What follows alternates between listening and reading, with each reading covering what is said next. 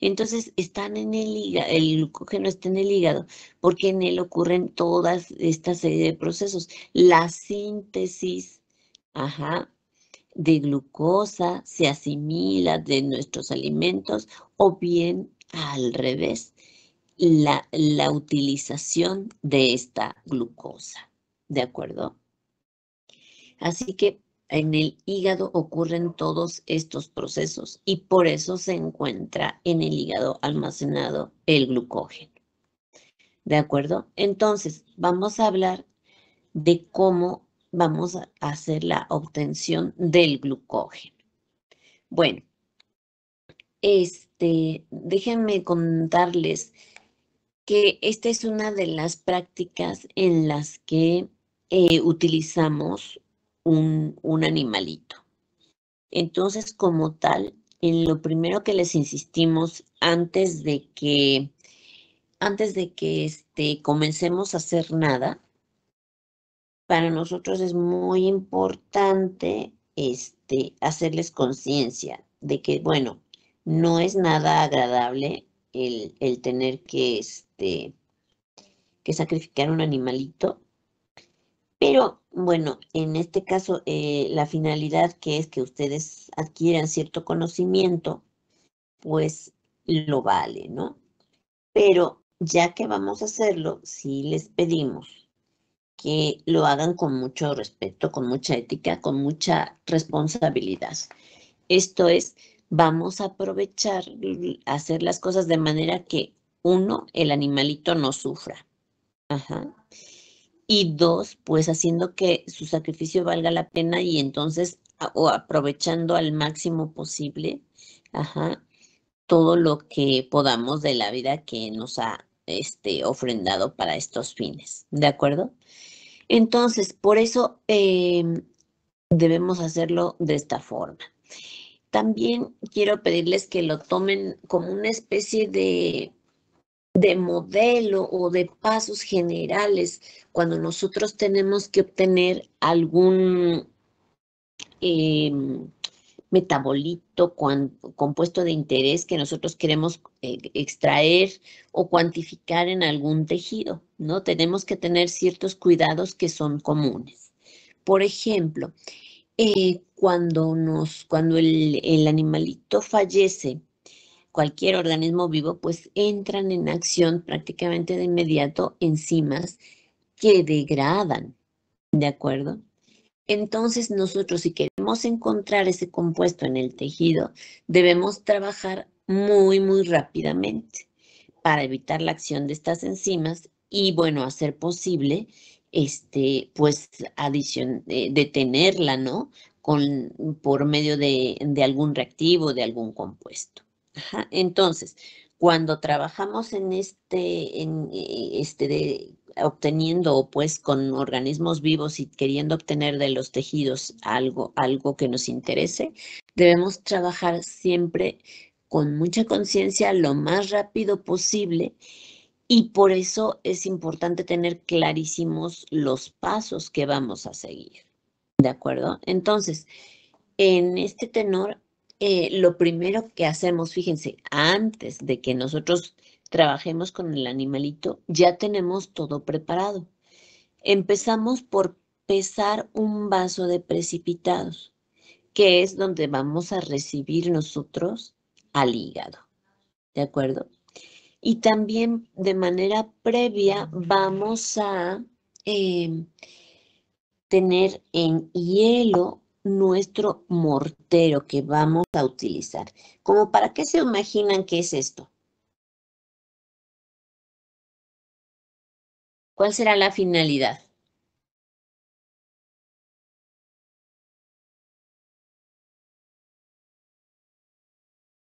María del Pilar Sánchez, por favor, ayúdanos. ¿Para qué crees que tengamos que tener previamente enfriado nuestro mortero?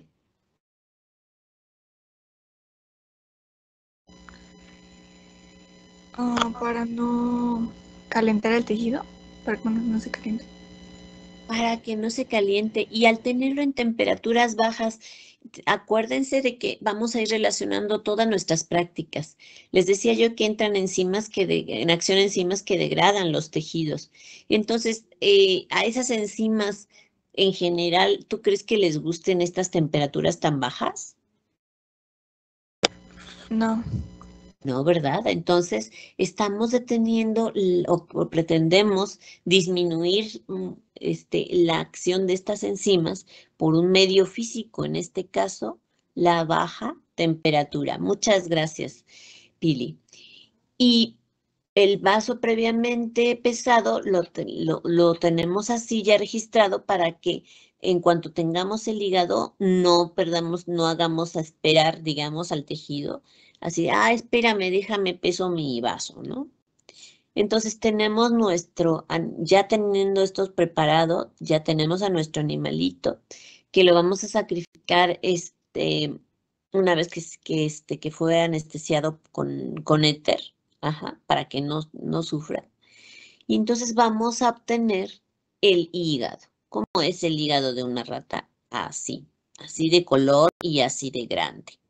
¿De acuerdo?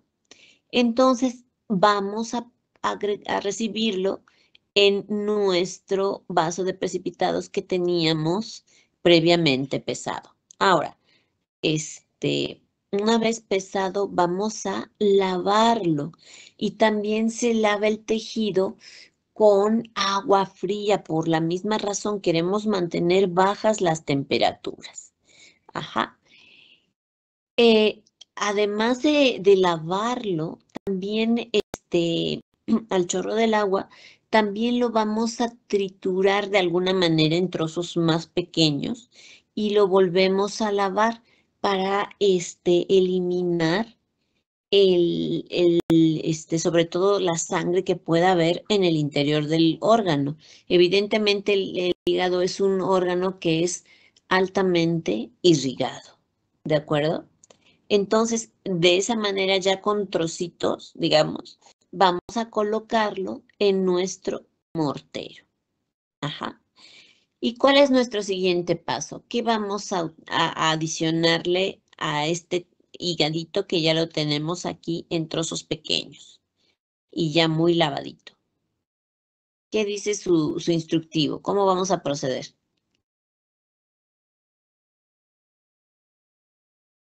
Vamos a añadirle ácido tricloracético. Vamos a añadirle ácido tricloracético. ¿Pero cuál tricloracético? Porque vamos a utilizar dos. Al 10%. Al 10%, que es este que les muestro aquí. Ajá. ¿Y en qué proporción yo necesite o cómo? A ver, Adriana Núñez, por favor, ayúdanos. ¿Cuánto tricloracético vamos a utilizar?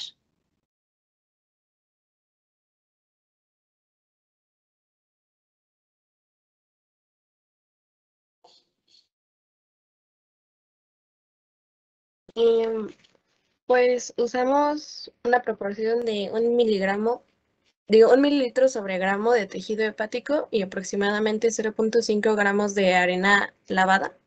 Ajá. Entonces, gracias, Adriana.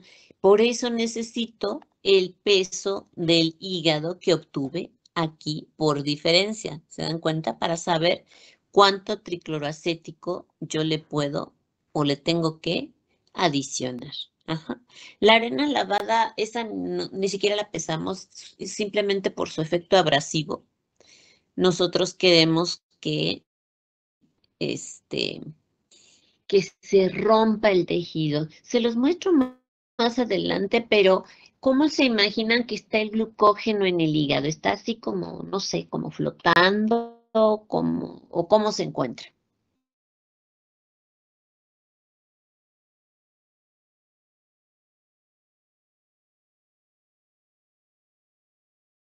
¿Dentro de las células? Dentro de las células, pero además, fíjense que se encuentra en forma de unos gránulos. Ajá, así es como se almacena. Y junto con ello están las enzimas que lo degradan y que lo sintetizan, ¿no? Entonces, ¿qué necesitamos hacer con las células que tenemos en nuestro higadito? para que podamos obtener el glucógeno que está dentro de las células. Romperla.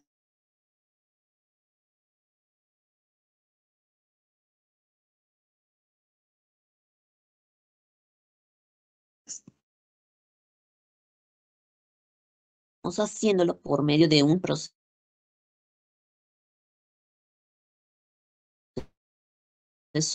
mecánico abrasivo simplemente.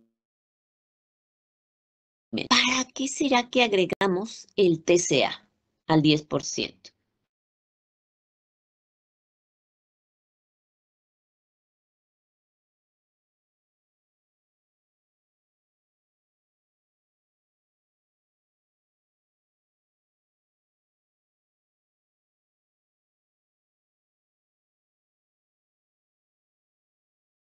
Como para hacer que se precipite. Hacer que se precipite ¿qué? El glucógeno. Fíjense que no, todo lo contrario. A ver, ¿será que en el hígado nada más hay glucógeno o habrá muchísimas más cosas?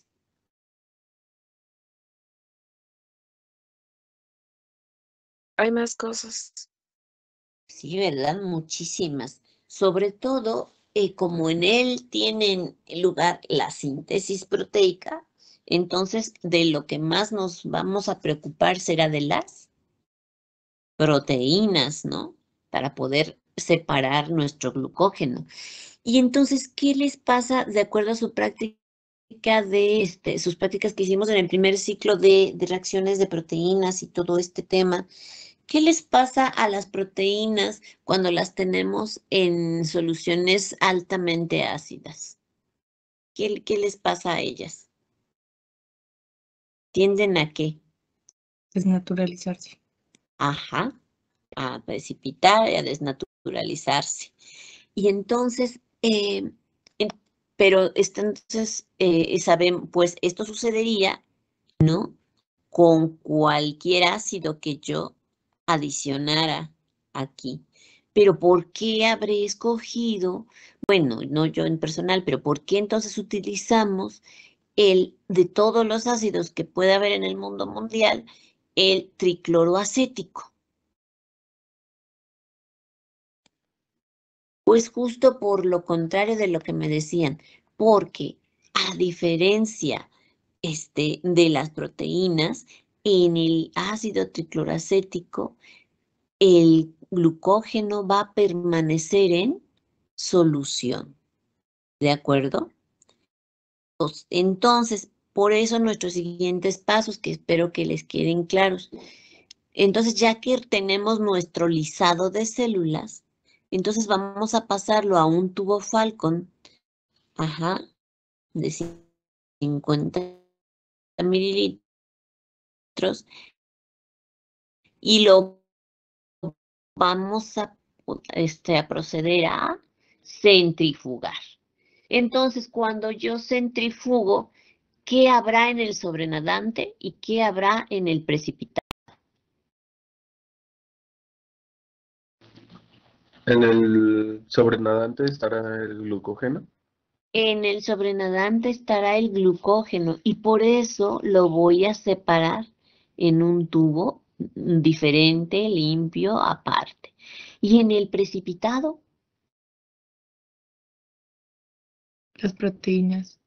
las proteínas y cosas similares, ¿de acuerdo? Exacto. Entonces, una vez que yo separo el sobrenadante donde yo espero que esté el glucógeno, fíjense que agregamos después TCA, pero ¿de cuál TCA?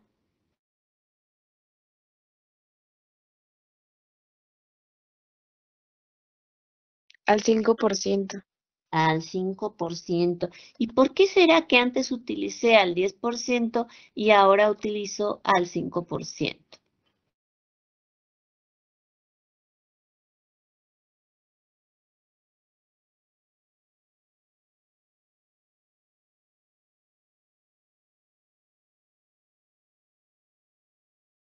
Sería como para quitar restos de, pues que hayan quedado en el glucógeno para que esté más puro. Bueno, vamos a, más que para que esté más puro, lo que queremos en esta etapa es que, digamos, lo que haya podido quedar en nuestro precipitado de glucógeno, y queremos extraer lo más posible. Entonces vamos a redisolver y volvemos a centrifugar para extraer el poquito glucógeno que pudiese haber quedado. ¿De acuerdo?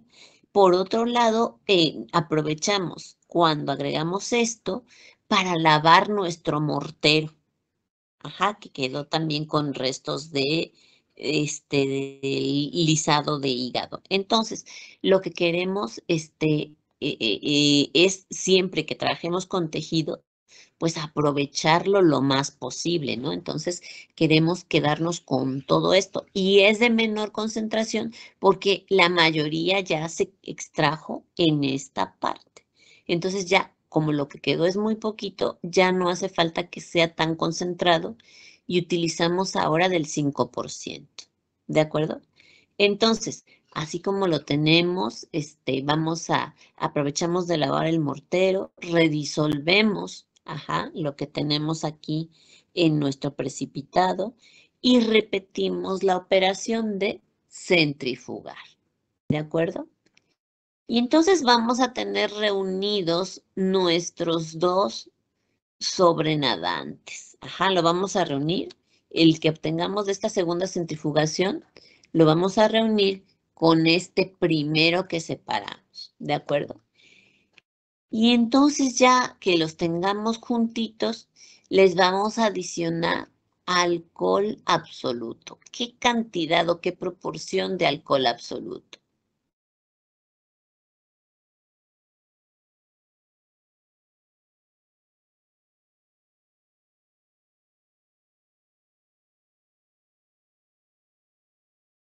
El doble del volumen que yo tenga de reunir mis sobrenadantes. Entonces, por ejemplo, aquí teníamos más o menos 20, bueno, entonces pongo 40 de alcohol absoluto, ¿de acuerdo? Y entonces voy a añadir el alcohol al vasito donde tengo mis sobrenadantes y lo puedo mantener en hielo, y entonces veo o espero que el glucógeno presente en este solvente flocule. Ahora, ¿por qué flocula? ¿Por qué adicionamos alcohol etílico absoluto?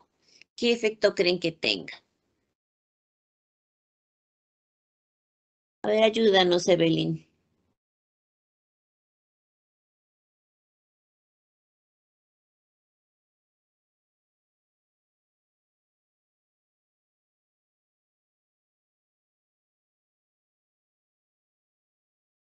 El alcohol absoluto. Ajá.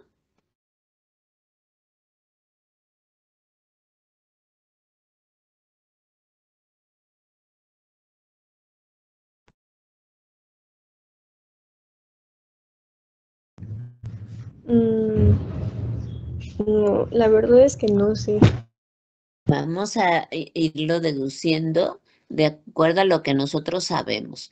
Bueno, el alcohol absoluto, por un lado, va a disminuir la constante dieléctrica del medio, ¿no? Y por el otro, fíjense, ¿se acuerdan cuando vimos solubilidad y sabor de los carbohidratos? Entonces, los carbohidratos pequeños que pudiera haber ahí en este medio acuoso, ¿cómo van a ser? Muy solubles, ¿verdad? Pero los carbohidratos grandes, los polisacáridos como el glucógeno, es como eran Insolubles. insolubles. Luego entonces, al bajar la constante dieléctrica del medio y adicionar esta parte acuosa o polar, entonces el glucógeno tiende a flocular. Yo no sé si ustedes lo han visto como cuando hacen la nieve, que se ponen en hielo a darle de vueltas y vueltas al recipiente donde está la nieve. Pues ocurre un fenómeno similar, ¿no? Hasta que flocula. Entonces, ¿cómo lo vamos a ver? Pues así, va a empezar a flocular nuestro glucógeno, ¿de acuerdo? Y como el glucógeno está floculando aquí, entonces, para poder separarlo, nuestro siguiente paso será centrifugar. Pero esta vez, ¿dónde va a quedar el glucógeno? En el precipitado. En el precipitado, efectivamente. ¿De acuerdo? Si tenemos tiempo, según la práctica, repetimos este paso, es decir, a este precipitado le volvemos a agregar alcohol y centrifugamos. Esto sí, con la finalidad de purificar, ¿no? Entonces, este precipitado lo redisolvemos, como les decía, con alcohol y lo volvemos a centrifugar, esto para obtenerlo un poquito más puro, ¿de acuerdo? Y una vez hecho esto, vamos a dejarlo cristalizar. Para esto ya debemos tener previamente pesada pues el vidrio de reloj, la cajita de Petri, donde nosotros vayamos a cristalizarlo, debemos tenerlo previamente pesado, para que así, después que el cristal haya secado, nosotros lo pesamos y estamos en condiciones de calcular el porcentaje de glucógeno obtenido. ¿Sale? Chicos, ¿alguna duda hasta aquí? No, maestra. ¿No? Maestra. Ok. Entonces, chicos, miren, antes de que se me olvide, por si se me olvida posteriormente, se los digo ahora. Para esta parte en el informe les voy a pedir lo siguiente. Van a hacer una tabla. Yo no sé si se acuerdan cuando trabajamos la práctica de sangre, que les pedí una tablita. Bueno, vamos a hacer algo similar. Ajá. Entonces les voy a pedir que hagan una tabla donde a la izquierda pongan lo que hicieron y a la derecha para qué lo hicieron. Entonces, pero todo así como lo vimos desde el principio, de por qué utilizo este reactivo, para qué, por qué peso, etcétera, etcétera. Cada uno de los pasos hasta este punto donde obtenemos ya nuestro porcentaje, vamos a obtener nuestro porcentaje de glucógeno. Entonces, chicos, lo van haciendo, porfa, lo revisan para que así, si tienen dudas, con todo gusto yo les puedo ayudar, o cualquiera de los profesores. Ajá, pero de momento no hay ninguna duda. No, todo bien. Ok, muchas gracias. Ahora, ¿cómo vamos a calcular el porcentaje de glucógeno obtenido? Bueno, debemos tener el peso del vaso que contenía el hígado menos el peso del vaso vacío. Esto fue lo primerito que hicimos, ¿se acuerdan? Que tenemos el peso del vaso vacío y luego tenemos el peso del vaso más el hígado, ¿no? Entonces, si yo lo resto, me va a quedar únicamente el peso del hígado, ¿de acuerdo? Entonces, ese peso del hígado es a 100%. Como el peso del glucógeno es a X, así que con una simple regla de 3, yo obtengo el porcentaje de glucógeno obtenido, ¿vale? Entonces, para esto van a, en su reporte, trabajarlo de esta forma. El peso del hígado de la rata fue de 18 gramos. El peso de la charola o recipiente donde estaba el glucógeno fue de 1 gramo. El peso de charola más glucógeno de 1.845. Y entonces me van a hacer favor de calcular el porcentaje de glucógeno. ¿Sale? Ahora, punto y aparte, esto fue porcentaje de glucógeno. Otra cosa que nosotros podemos calcular es qué tan eficiente fue nuestro proceso. Ajá. Y a eso le vamos a llamar rendimiento. Ujú. ¿Qué porcentaje de glucógeno se espera encontrar en el hígado, muchachos?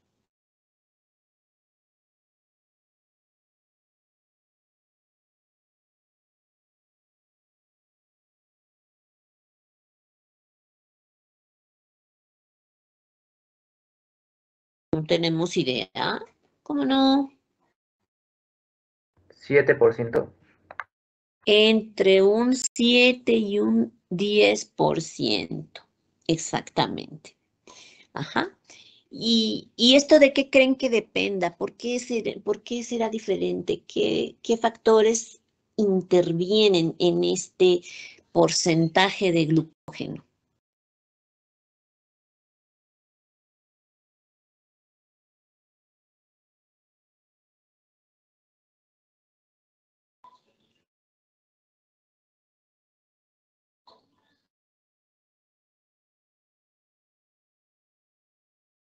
Por ejemplo, ¿la dieta será importante?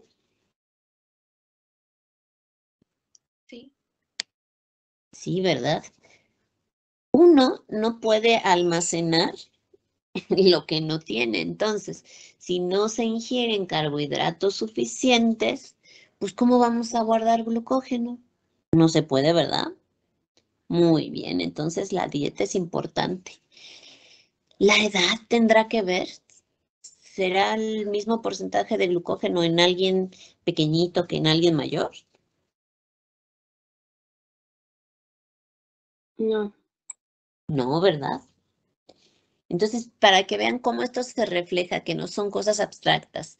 Por ejemplo, cuando hacemos esta práctica de manera presencial, el profesor que se encarga de la misma siempre les lleva galletas a las ratitas. ¿Para qué? Para asegurarse que hayan comido cosas dulces y entonces tengamos mayores posibilidades o encuentren ustedes mayor cantidad de glucógeno. Por otro lado, también el bioterio nos da las ratas normalmente, pues las que ya tienen más edad. El hígado es más grande y tenemos o esperamos encontrar mayor cantidad de glucógeno. ¿Sale? Ahora, esto, no, digo, es muy raro, pero también existen enfermedades asociadas al metabolismo del glucógeno, ¿no? Entonces, también tendría que ver que la rata se encuentre sana, ¿verdad? Que no tenga ninguna de estas enfermedades metabólicas, por ejemplo, la de almacenamiento del glucógeno. ¿De acuerdo?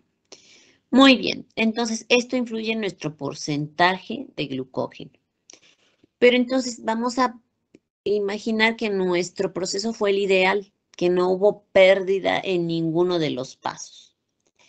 Entonces, si mi hígado pesa 18 gramos, entonces el 7% de esos 18 gramos es 0.26, 1.26, perdón.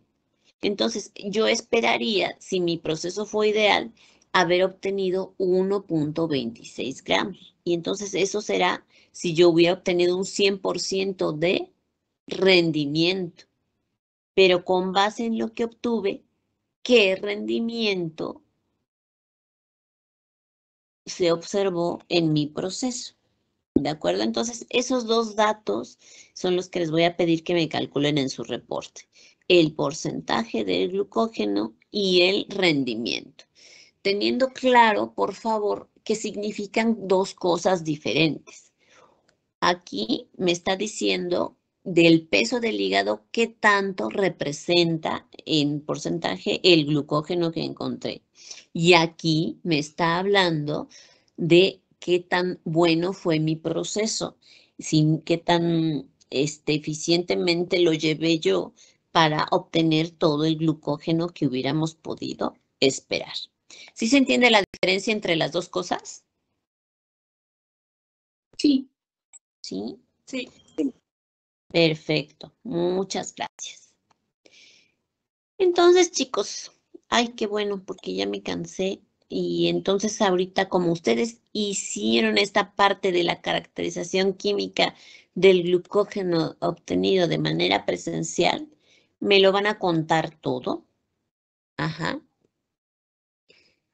Entonces, aquí simplemente estamos recordando la estructura del glucógeno nuevamente, porque con base en esa estructura, nosotros sabemos que va a tener ciertas características que nos van a permitir caracterizar ese glucógeno.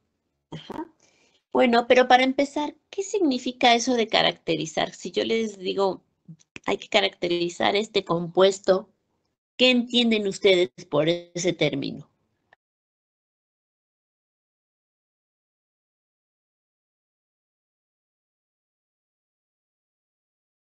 A ver, Joshua, ayúdanos, por favor. ¿Cómo determinar las características de ese compuesto? ¿Cómo determinar las características de ese compuesto? Bueno, digamos que tiene como dos acepciones, ¿no? Cuando es un compuesto nuevo, digámoslo así, entonces yo lo voy a describir y les voy a decir, bueno, tiene tal apariencia, punto de fusión tal, punto de ebullición tal, es soluble en tal cosa, todas las características, ¿no? Pero en nuestro caso, el sentido de caracterizar es diferente. Como el glucógeno es un compuesto que se conoce perfectamente, entonces lo que tratamos nosotros en esta parte de saber es si déjenme regresar, este polvo blanco que obtuvimos aquí después de todos los pasos que hemos platicado, la pregunta es, ¿realmente es glucógeno?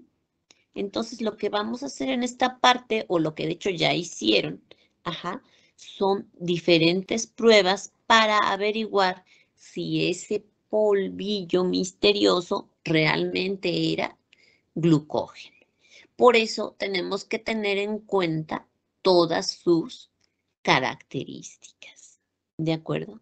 Como son lo que comentábamos, ¿verdad? Que está formado de glucosas, los enlaces alfa 1,4, los enlaces alfa 1,6 en las ramificaciones, ajá. Y una manera de caracterizarlo, ajá, es haciendo la hidrólisis de este glucógeno. ¿De acuerdo? Entonces, si esto es así, yo puedo averiguar un tanto cuanto cómo está constituido, ¿verdad? Suponiendo que es un polisacárido, yo puedo averiguar cómo está formado y entonces hacerme así una idea mucho más aproximada si realmente lo que tengo es glucógeno. ¿De acuerdo? Entonces, esa hidrólisis, ¿de qué tipo fue cuando la hicieron ustedes? ¿Qué tipo de hidrólisis hicieron?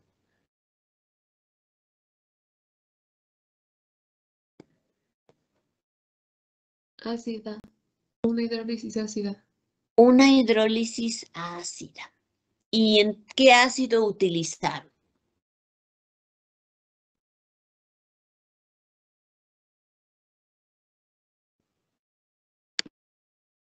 Ácido clorhídrico.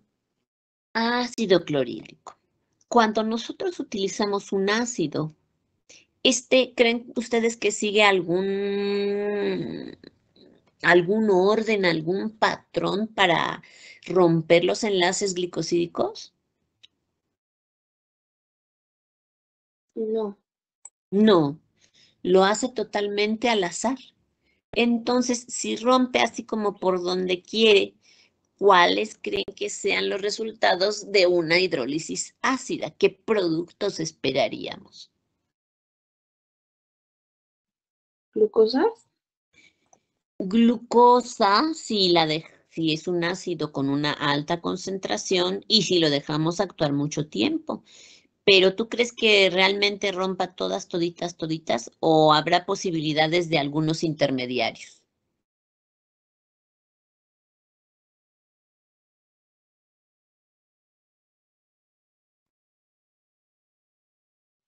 De intermediarios. También pueden surgir intermediarios, así que podemos tener, por ejemplo, ¿qué tal que dos glucosas quedan juntas? Así que podría tener maltosa, ajá, que son dos glucosas unidas por enlace 1,4. ¿Qué tal que queda aquí en la ramificación y entonces tengo dos glucosas ya no unidas por 1,4, sino por 1,6, que es isomaltosa? Entonces, todos estos posibles productos se esperarían. Claro, si los dejamos actuar al ácido y finalmente tornarían a glucosa, ¿no? Pero vamos a pensar sobre todo en que rompe de manera azarosa. Ajá. Oigan, ¿pero fue la única hidrólisis que hicieron? También enzimática. También enzimática, es correcto. Enzimática. ¿Y qué enzima emplearon?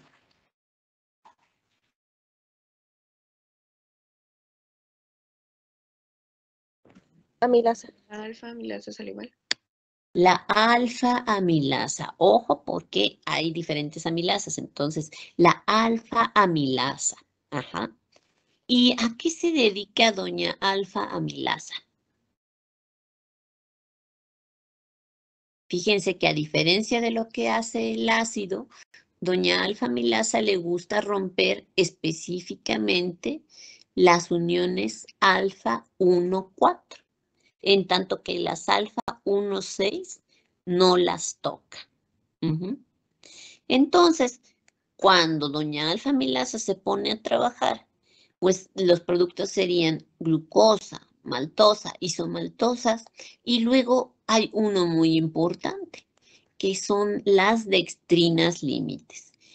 Como ya no tiene dónde romper cuando llega a las cercanías del enlace alfa 1,6, entonces ese núcleo que queda, ajá, donde ya no puede actuar más doña alfa amilasa, a ese es el que le llamamos dextrinas. Vamos a verlo más adelante.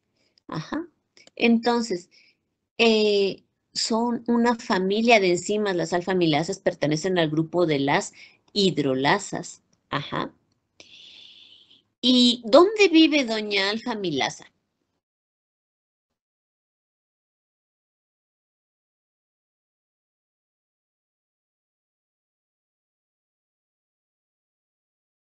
¿Dónde la encuentro? En la saliva. En la saliva, pero nada más en la saliva.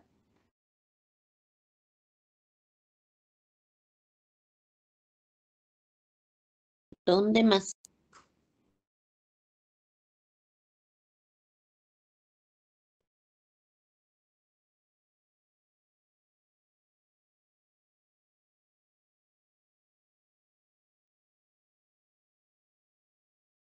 También la amilasa pancreática, bueno, la que produce en el páncreas. Exacto, también en el páncreas. Esto es importante, muchachos, porque quiere decir que participa alfa-amilasa, pero en diversos niveles en el proceso de la digestión. Entonces, si hablamos de la amilasa salival, fíjense cómo empieza el proceso desde que el alimento se va a mezclar en nuestra boca con la saliva para constituir el bolo alimenticio. Entonces, desde ahí ya hay una enzima que empieza a actuar para romper enlaces alfa 1,4 y de alguna manera iniciar el proceso digestivo. Y eso es con la amilasa salival, que también se conoce como tialina. Ajá. Pero cuando ya llega al intestino, entonces ya participa otra amilasa, ¿verdad? Que es la amilasa pancreática. ¿Sale? Muy bien. Entonces, ¿cómo hidroliza la amilasa? Pues ya quedamos que rompiendo los enlaces alfa 1,4. Y entonces como producto puedo obtener maltosas, maltotriosas, isomaltosas y las que les comentaba, las dextrinas límites, esos tronquitos, esos núcleos que ya no puede romper por la presencia de los enlaces alfa 1,6. ¿De acuerdo? Muy bien. Fíjense que las amilasas son enzimas que dependen del cloruro, así que requieren de este ion cloruro para poder actuar. ¿Sale? Muy bien. Entonces, aquí está en un esquema, pero platíquenme ustedes, aprovechando que es de las prácticas que sí realizaron de manera presencial. Cuéntenme, ¿qué hicieron?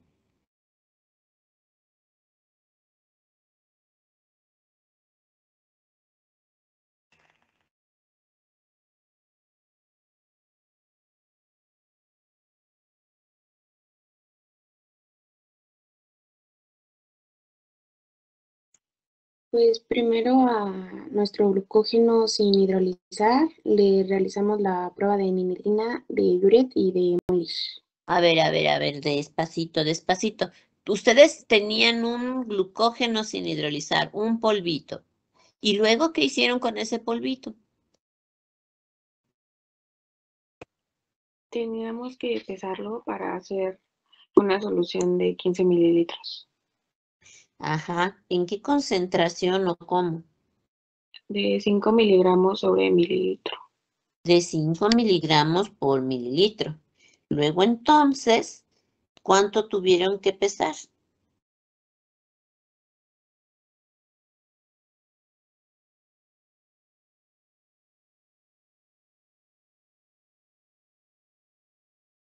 $75 miligramos. 75 miligramos, es correcto. Ajá. Y luego, ¿qué hicieron? Ya que tenían pesados esos 75 miligramos, ¿qué hicieron con ellos?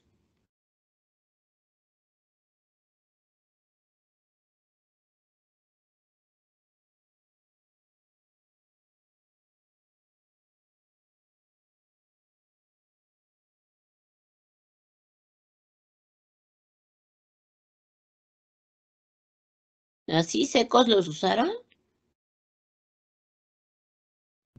No, le agregamos 15 mililitros de agua. Exacto. ¿Y qué observaron cuando le agregaron el agua?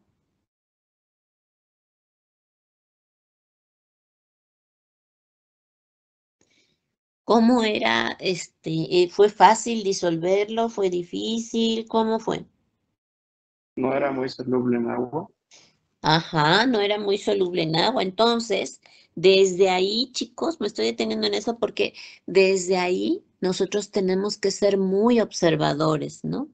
Entonces, si ya encuentro que no es muy soluble en agua, pues esto me puede orientar de alguna manera, por lo que nosotros sabemos, a que tenga yo posiblemente un polisacárido. ¿Sale? Muy bien. Y entonces, al glucógeno sin hidrolizar se le realizaron 3 pruebas, que fueron ¿cuáles? Molish, Buret y ninidrina. Ajá. La prueba de Molish, ¿para qué la realizamos?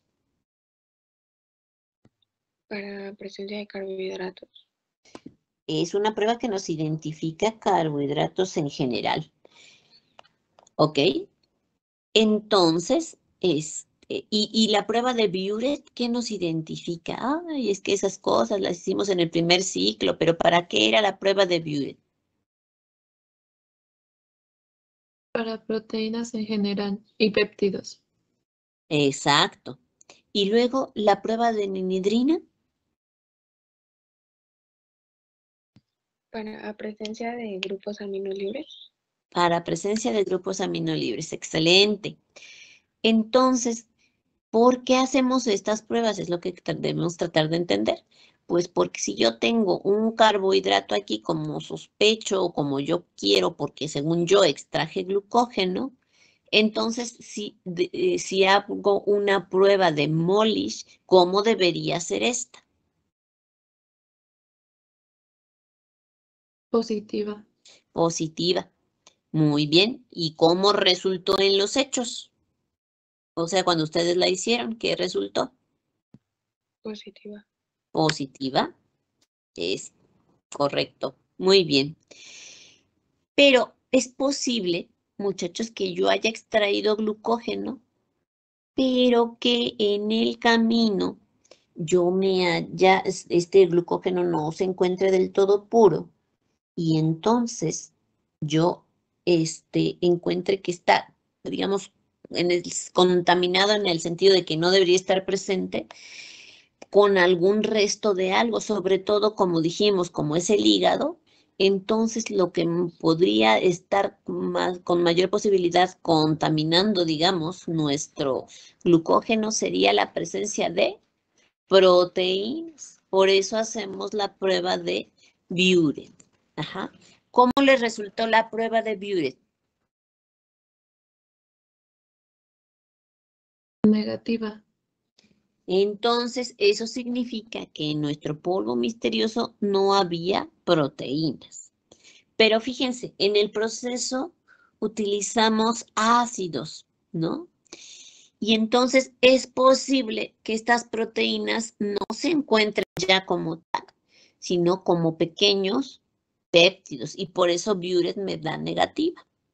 Y entonces es por eso que nos vamos a cerciorar de que esto no sea así con la prueba de ninidrina. ¿Cómo les dio la prueba de ninidrina?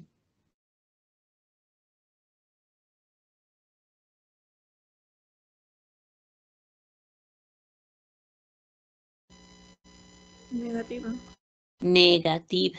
Entonces, de este análisis, de estas pruebas, ¿qué es lo que yo puedo concluir? Bueno, que tengo un sólido que no es muy soluble en agua, que de acuerdo a la prueba de Molish es un carbohidrato y que además no hay presentes ni proteínas, ni pequeños péptidos o aminoácidos libres. ¿De acuerdo? Muy bien. Ahora, por otro lado, vamos a llevar a cabo, a preparar 6 tubos, ¿verdad? Para que nosotros en 4 de ellos vamos a hacer la hidrólisis ácida y en 2 de ellos la hidrólisis enzimática. Pero además, ¿cuál era la diferencia entre los tubos de hidrólisis ácida, muchachos? ¿Emplearon el mismo clorhídrico en todos los casos? No, cambia la concentración. Sí, la concentración, perdón. Cambió la concentración, ¿verdad? Entonces, vamos a estudiar, aparte de la hidrólisis y los productos, cómo influye la concentración del mismo. Y después vamos a utilizar la enzima, la alfa-amilasa. No sé cómo lo hayan hecho. A veces utilizamos la amilasa de los dos integrantes del equipo, es decir, diferentes enzimas, o a veces la misma enzima utilizamos la enzima concentrada y la enzima diluida para ver el efecto de la concentración de la enzima. ¿De acuerdo? ¿Cómo lo hicieron? Cuéntenme. Con la saliva de cada integrante. Con la saliva de cada integrante. Excelente. Muy bien. Entonces, oigan, pero ¿qué diferencia había entre la hidrólisis ácida y la hidrólisis enzimática? Bueno, una, claro, empleamos en un ácido y en otra enzima, pero luego,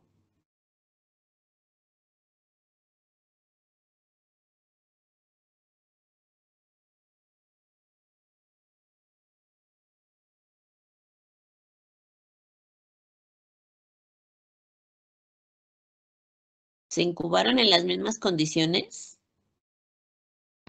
No. No, ¿verdad?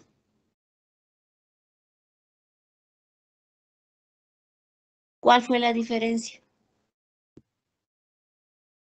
La hidrólisis ácida se hizo a 92 grados, bueno, se incubó a 92 grados centígrados y la enzimática a 37 grados centígrados. Exacto. Entonces, fíjense, ¿no? Porque, ¿qué pasaría si a la pobre enzima La pongo a 92 grados, pues ya tengo cocido de encima, ¿verdad? Y ya no puede trabajar la pobrecita, ¿de acuerdo? Entonces, fíjense, esa es otra cosa bien bonita y bien importante que hacen las enzimas por nosotros. Catalizan la reacción, pero imagínense, muchachos, que nosotros para obtener, para hidrolizar el glucógeno cuando nos falta energía, que tuviéramos que cambiar nuestra temperatura a 92 grados, ¿no? ¿Verdad? En cambio, con las enzimas, esto se hace posible en condiciones que nosotros sí podemos manejar, ¿vale? Muy bien, entonces, decíamos que la prueba de Molish era general para carbohidratos. ¿Y cómo reconocemos una prueba positiva?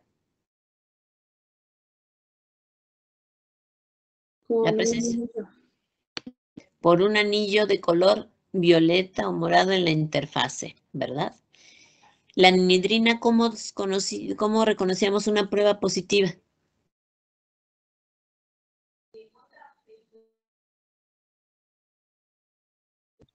Con un color azul o morado. Ajá. Y Biure, también con un color más morado, más púrpura, en una prueba positiva. ¿De acuerdo? Muy bien. Entonces, aquí les presento yo una foto, pero ustedes tienen ya sus propios resultados. ¿De acuerdo? Entonces, en su informe en esta ocasión, como eso sí los tiene, les voy a pedir que adjunten, fotos, ¿no? De ese trabajo experimental, si son tan amables. ¿Sale? Para hacer la hidrólisis enzimática, fíjense cómo no cambia el volumen. En todos los casos agregamos 2 mililitros de clorhídrico. Lo que cambió fue la concentración de clorhídrico. Pero ahora vamos a detenernos en este tubo. En el tubo número 4, donde le adicionamos únicamente agua. Y como para qué quiero un tubo que no tiene ni ácido ni enzima.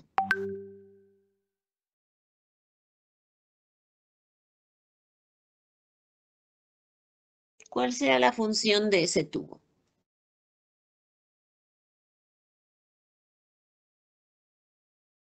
¿Sería como el testigo?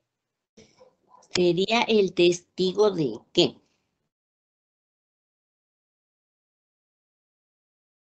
Nuestro testigo de hidrólisis, ¿verdad? Saber qué sucedió cuando nosotros no adicionamos ninguno de los agentes para hidrolizar.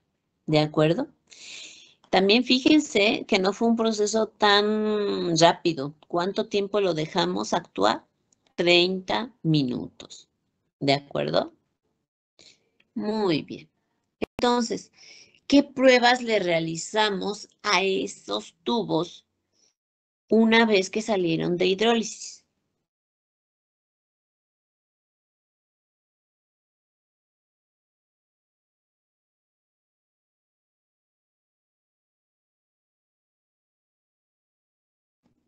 La prueba de Ferling, de Lugol y de Seliwanov, si no me equivoco. Así es, no te equivocas para nada. Muchas gracias, así es. Prueba de Lugol. Vamos a empezar por ahí. La prueba de Lugol, ¿para qué qué nos informa? ¿Para qué la realizamos? ¿Qué identifica?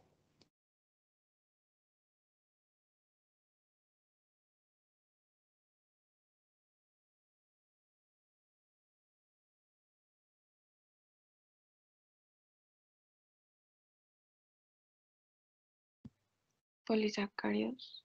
Polisacáridos, ¿verdad? Entonces, si yo pretendo identificar o saber si tengo ahí glucógeno, pues es muy importante, ¿verdad? Hacer esta prueba. ¿Y qué esperaría yo? ¿Qué tonalidad espero observar? Sobre todo como es glucógeno, tiene un color muy característico, ¿verdad? Un café rojizo por ser sumamente ramificado. Ok. Muy bien. ¿Y la prueba de Fehling, para qué nos ayuda? Para identificar qué.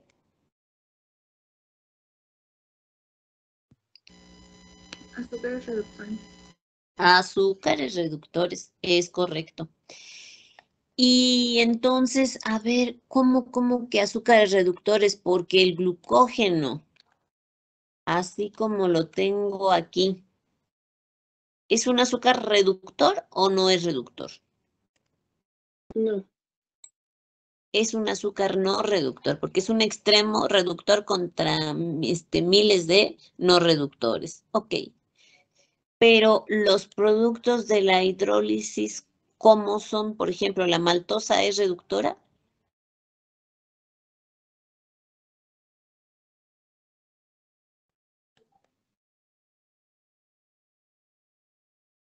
Sí, Sí, ¿verdad?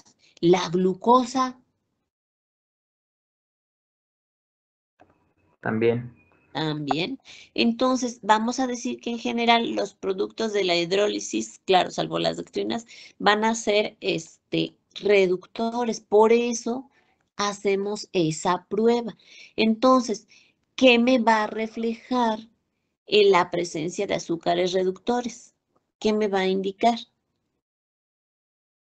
¿Que hubo qué? Hidrólisis.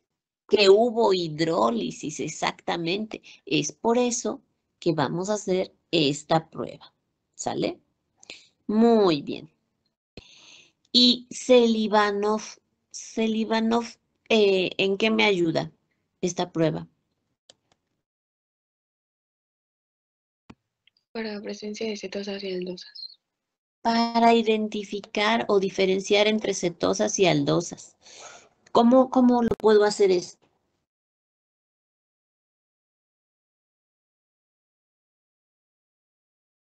Por dos mecanismos. Uno, su coloración. ¿Cómo dan las cetosas?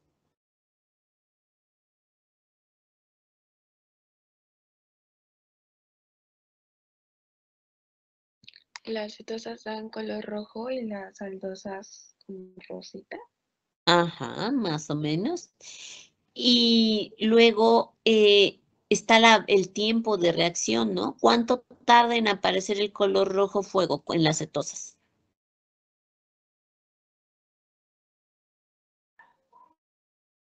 Es más rápido.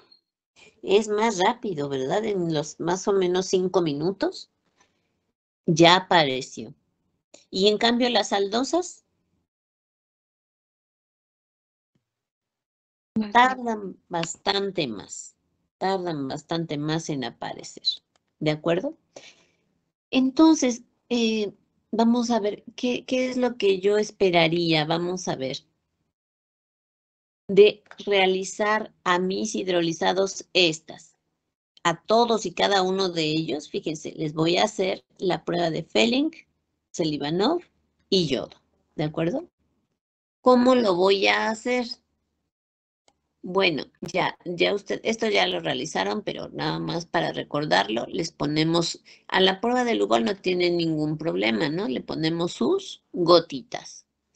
La prueba de Selivanov, vamos a agregarle medio mililitro del reactivo de Selivanov, calentamos y observamos las tonalidades.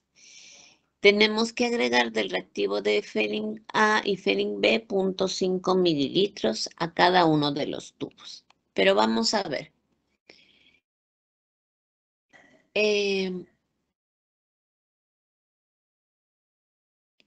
Fehling era la única prueba que hicimos en medio que, cuando vimos carbohidratos, era la única que realizamos en medio de ¿cuál? ¿De qué tipo? Alcalino. En medio alcalino.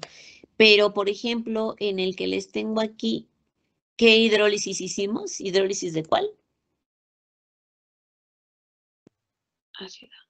Ácida. Y entonces, si los tengo en medio ácido, tengo que tener mucho cuidado con la prueba de Fehling. ¿Qué es lo que correspondería para que pueda verse el resultado de mi prueba de Fehling? ¿Qué tengo que hacer en esos tubos?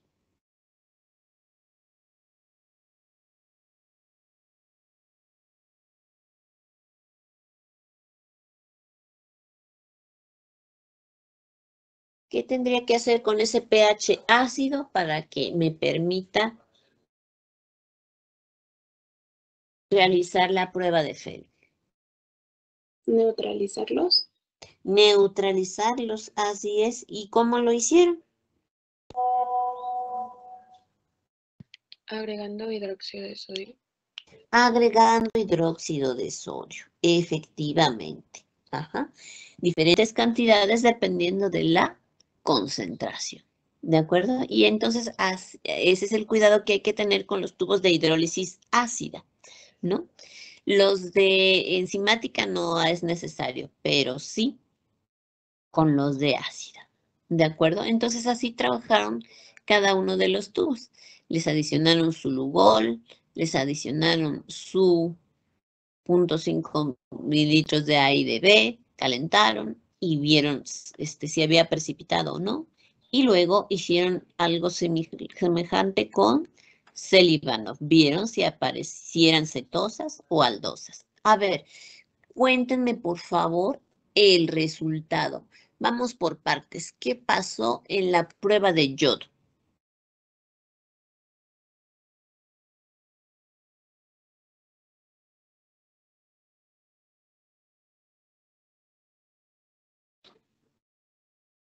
Pues en todos dio negativo menos en el testigo.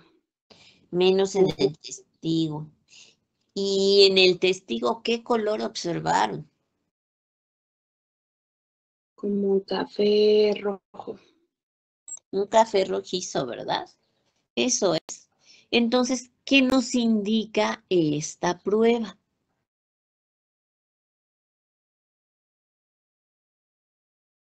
Tienen aquí el glucógeno sin hidrolizar, por eso el tubo 4 es tan importante.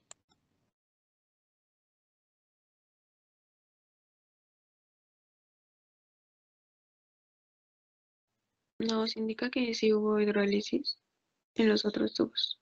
Nos indica que para empezar yo partí de un, ¿qué? Polisacárido, porque por eso me dio positiva, ¿verdad? Y me indica que en el resto de los tubos tuvo lugar el proceso de hidrólisis y por eso, como ya los productos son más pequeñitos, ya no es positiva la prueba de yodo, ¿de acuerdo? Entonces me dice, hubo hidrólisis y me dice, tu polo misterioso es un polisacárido, ¿de acuerdo? Muy bien. ¿Y qué más? ¿Y qué pasó en su prueba de Fehling?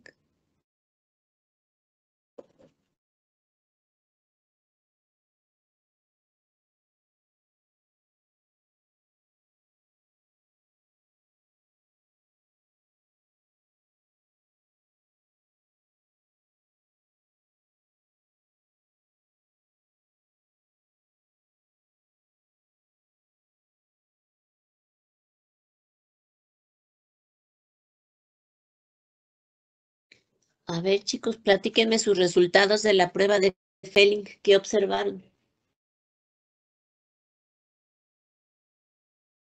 Hubo precipitados rojos. ¿En todos los tubos? Bueno, mayoritariamente en los de concentración alta del ácido, del ácido. Ajá. ¿Y en el tubo 4 qué pasó? No hubo No precipitados. hubo precipitados. Ajá.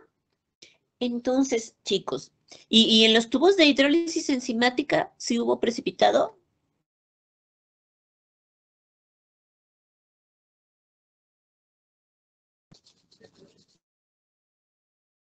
En los de nosotros sí.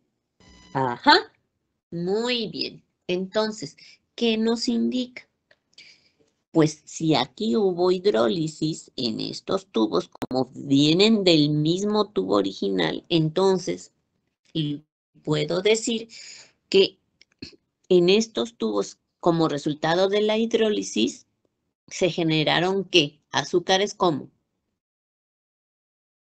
Reductores. Reductores. azúcares reductores. reductores, efectivamente, tanto en el caso de la hidrólisis ácida como de la hidrólisis enzimática. Entonces, ¿y la cantidad de precipitado era igual en todos los tubos? No. No. ¿Cómo iba cambiando?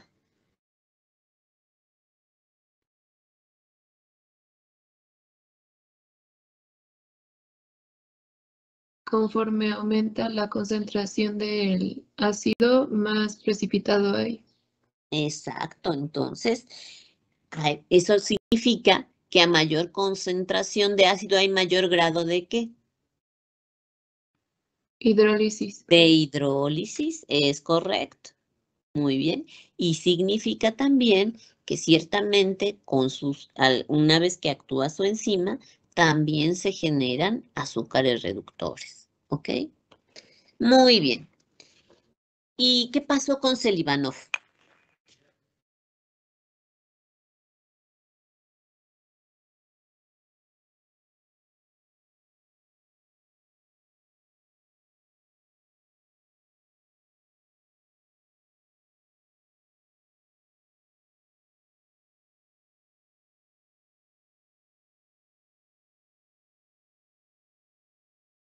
¿Cuáles fueron sus resultados, chicos?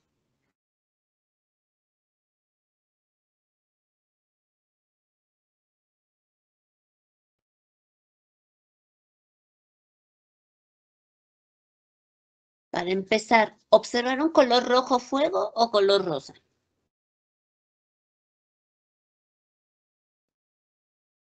En algunos rosita, pero rojo no. Rojo no. Entonces, ¿eso qué me indica? Que tengo que estos azúcares reductores, resultado de la hidrólisis tanto ácida como enzimática, ¿son qué? Si me dio color rosa. Aldosas. Son aldosas. Ajá. ¿Y por qué esperaríamos que fueran aldosas?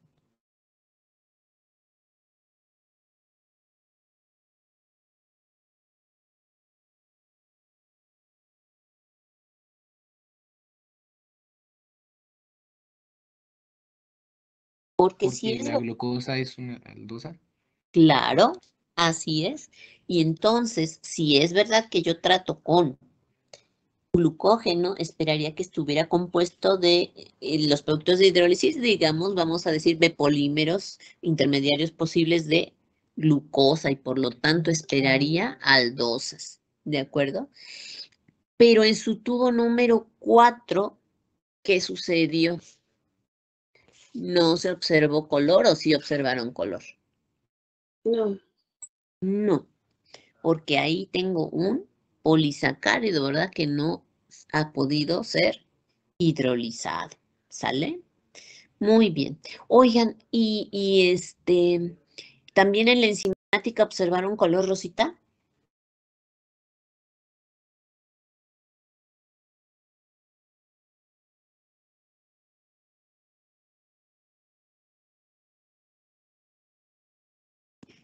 Se supone que sí deberíamos observarlo, pero a nosotros no nos salió color rosa.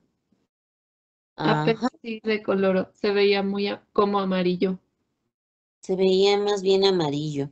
Ajá. ¿Y otros equipos?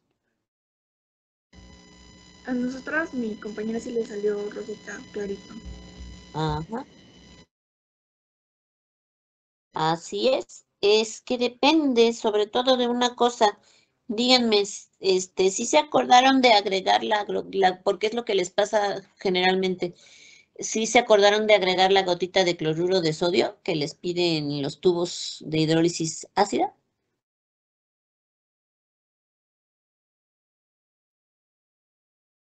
Sí, sí lo agregamos. Ajá, porque regularmente lo que les pasa es que con las prisas no se la agregan y ya vimos que las amilasas para actuar requieren de iones cloruro, de hecho por eso se la adicionamos. Ajá. Aparte, pues también tiene que ver si habían comido, si no, etcétera. Pero bueno, entonces, pero sí que se llega a observar. Entonces, Y díganme, por ejemplo, ¿y la intensidad del color rosa era la misma en todos los casos?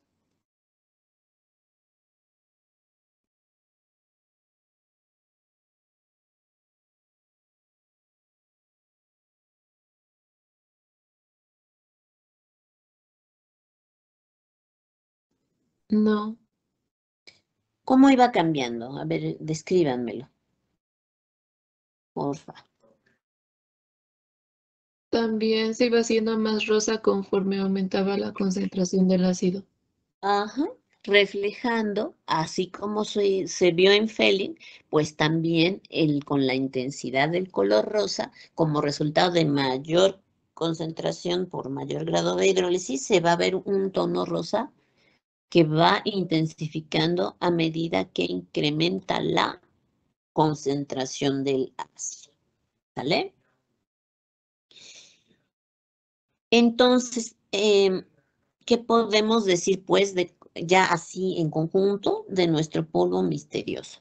Bueno, que es un sólido blanco, que es insoluble en agua, que según nuestras pruebas es un carbohidrato, que idealmente no debería estar contaminado con aminoácidos ni proteínas, ajá, y que este carbohidrato está constituido por aldosas, ajá, y que es un polisacárido constituido por aldosas y que estos productos de hidrólisis son azúcares reductores, ¿de acuerdo? Pero hay algo más que puedo decir. ¿Cómo están unidas esos azúcares reductores, esas aldosas que identificaron con estas pruebas? ¿Con qué tipo de enlace están unidas?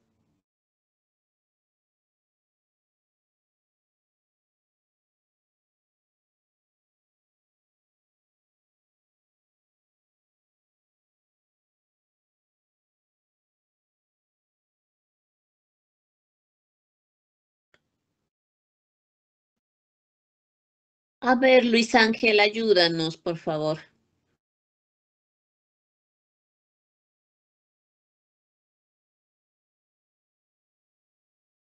¿Son glucosídicos?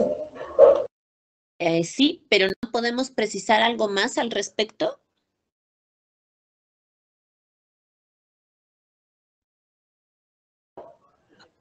Pueden ser alfa 1,6. Alfa 1,6, ¿será? A ver, ¿qué opinas, Jessica Yasmín?